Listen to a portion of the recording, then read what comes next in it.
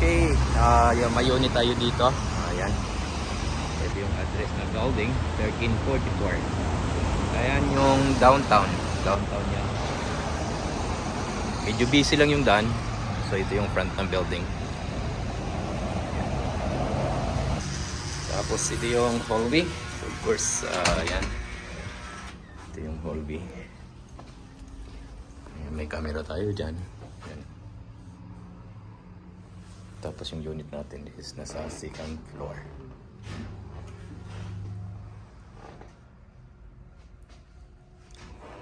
Okay, dito tayo ngayon sa isang unit natin.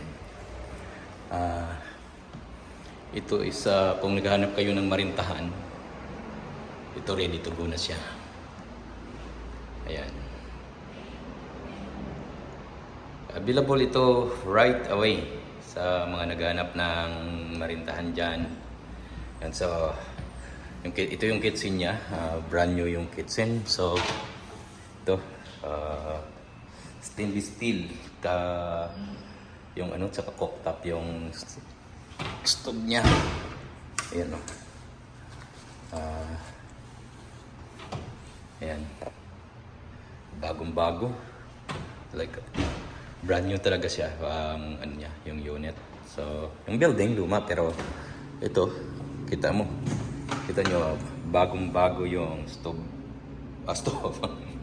Not stove, fridge pala. So, kukunin na lang nila yan kapag nag-move in sila. Yan. So, brand new yan. Brand new appliances. Hindi pa nagamit yan. Kaya nga brand new eh. Yeah. Tsaka ito yung bedroom. Yan yung bedroom niya. Tapos dito sa bedroom, yan yung back alley. Yan yung back alley ng building. Yan. Downtown na yan dyan. Yan. Tapos may ano dyan, may cabinet, may ito. Yan. Cabinet dyan. Saka ito pa. Maraming ano, mga closet cabinet. Ayan o. So mga kababayan natin dyan na nandito sa Vancouver. Ayan. One bedroom siya, one bedroom.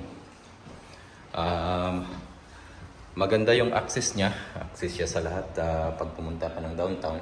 Yan yung balcony. Yung balcony hindi pa lang ano, may ladder pa ako dyan nilagay kasi yung kortina hindi pa na kabit. So yan yung balcony niya. Kakabit ko na lang yung kortina mamaya. Ayan.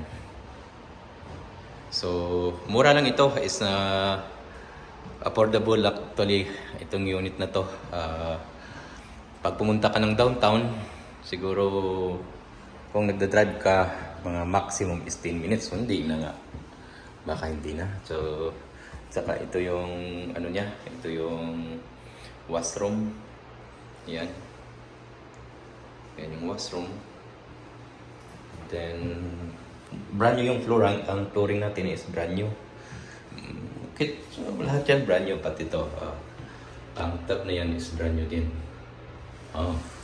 Kalimutan ng pinturahan itong gilid. Ayan. So, brand new yan. Ayan. So maganda ito sa like small family. Kunwari may ano ka, may anak ka, isa, mag-asawa. Maganda yan. For starting baga. Kasi mahirap naman kasi maghanap dito ng ano, ng mga 2 bedroom ngayon. Ayan ulit ang bedroom. Ayan yung ano, small hallway. Tapos may closet dito. Ayan. Sa mga jacket dyan, yung mga jacket nyo, pwede ilagay dyan mga jacket. Ayan o. See? Pwede misabit yung mga jacket mo dyan. Saka ito din. Ayan. At saka dito, malaki din. Pwede ka maglagay ng mga cleaning supply mo dyan o ano. Yeah. So sa mga naghanap ng 1 bedroom, ito, available na ito. Anytime, anytime. Ayan. See? One bedroom, ang kasama nito is heat and hot water. So, ang babayaran mo na lang,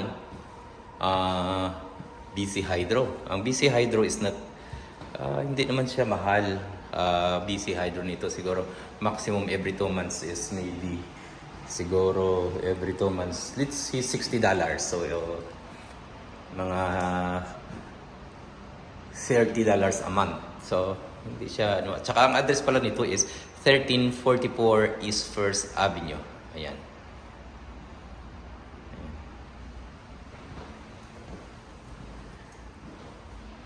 Ulit. Yan, ayan. Okay, so mga sa kabayan dyan baka naghanap kayo ng maupahan, dito lang. Ilalagay din natin yung ano natin dyan, yung phone number, tsaka address ng unit na to. Okay, thank you. So, okay.